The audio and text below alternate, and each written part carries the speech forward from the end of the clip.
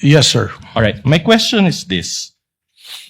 Are threats to the life of the Vice President constitute a grave offense with far-reaching implications on national stability, public safety, and the continuity of government?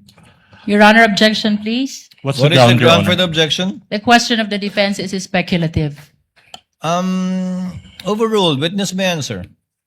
The threat to the President and all other high government officials like the Senate President, the Chief Justice, the Speaker of the House, or any other officers is a threat to the national security and threat to public safety.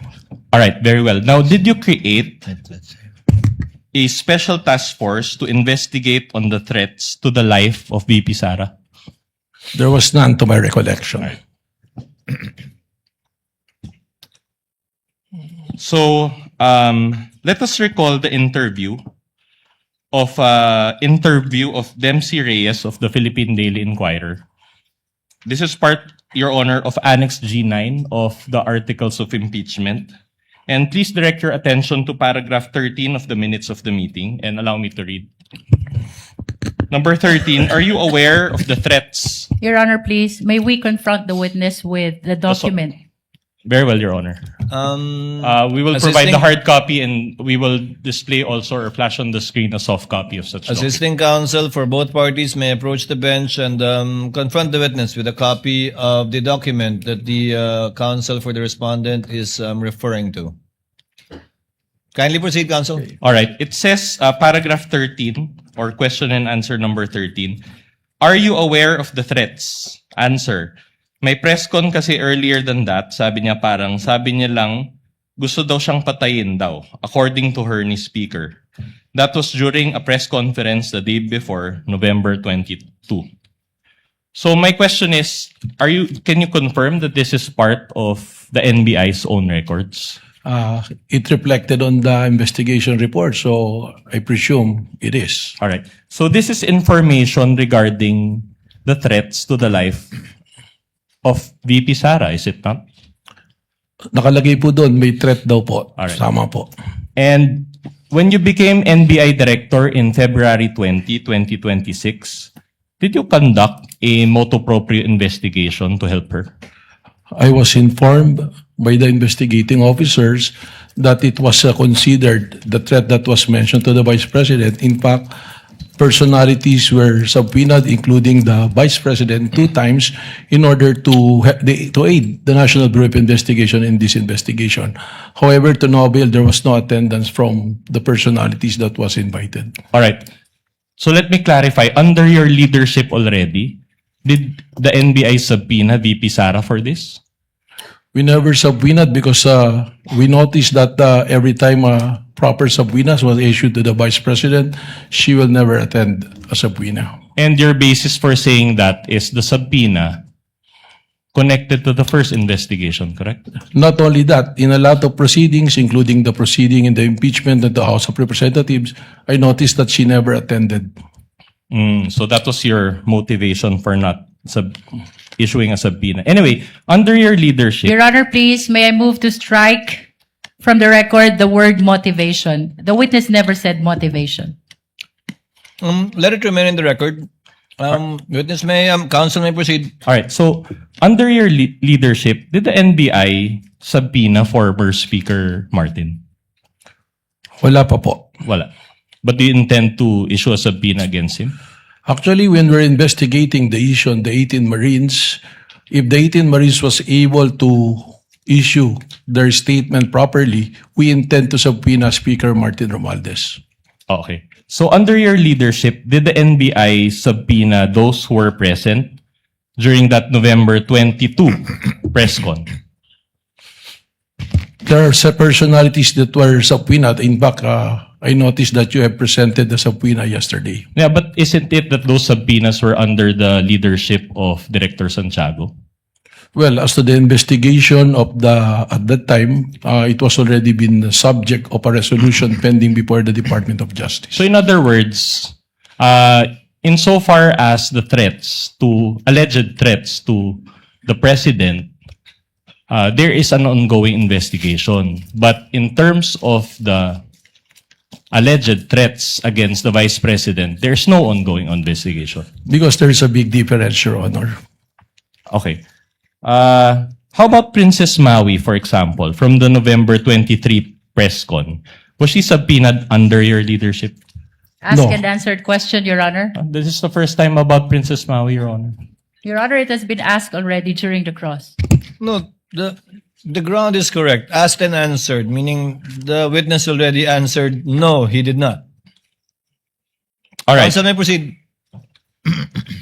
But you mentioned a while ago that there were two subpoenas issued against VP Sara, correct? Yes, sir. Based on the record that was turned over to Yeah, but those two subpoenas were issued by former Director NBI Santiago and not under your leadership. by the National Bureau of Investigation, yes, under the leadership of Director Santiago. But just to clarify, under your leadership, no subpoena. The subpoenas, Ask and answered, Your Honor. Asked and answered. Move on, counsel. All right, I'll move on. Now, you mentioned yesterday that for grave threats and inciting to sedition, these are still pending before the DOJ. Ask and answered, Your Honor. Asked and answered, counsel. All Move right. on. You likewise mentioned yesterday that you have an ongoing investigation. And my question is this for the alleged contracting for the assassination?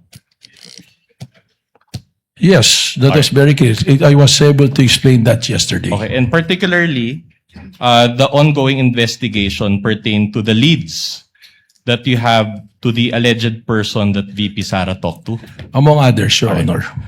But no subpoena has been issued to such alleged person under your leadership. Because we are under a case build-up status. It is an ongoing investigation as mentioned yesterday, sir. Okay. Now, let me just clarify. In a subpoena, the NBI must specifically identify the felony or crime for which you are issuing the subpoena. Is that not the case? Yes, we provide what is the crime that we will investigate. Okay, very well. So here, what will be the felony or crime that will be indicated in the subpoena? But you have to remember, we are also have the mandate to protect the Constitution, to protect the peace and order. And if it goes to the national security and peace and order, we are also mandated to investigate. Your Honor, with all due respect, Your Honor, the answer was not responsive. Your My Honor- answer was very specific. My question was very specific. What will be the felony or crime that will be indicated in the subpoena? Witness will please answer. The question was simple. What is the crime, if any, or penalty in relation to the document being asked by the counsel? We all know that there is no crime that committed when there is a plan to kill until it is executed. But what I'm saying, that's why I'm qualifying, is because one of the mandates of the National Bureau of Investigation is to protect the national security. And we are also mandated to issue a subpoena or an investigation to do so. So if in this case, we cannot issue a subpoena, we can issue an invitation for those persons of interest.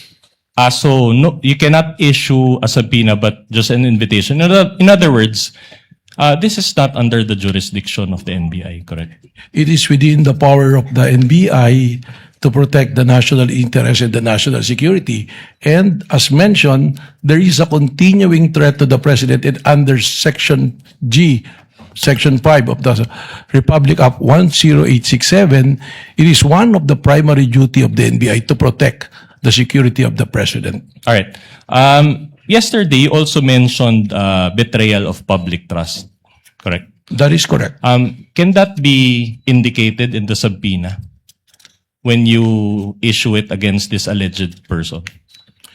It can be or it can be not. But why will we put the subject betrayal of public trust if the person being subpoena is not being tried for betrayal of public trust? What if it's against the Vice President? Just to clarify, can the subpoena indicate betrayal of public trust? We cannot put that because that is not a subject of a case under the revised penal code or a crime.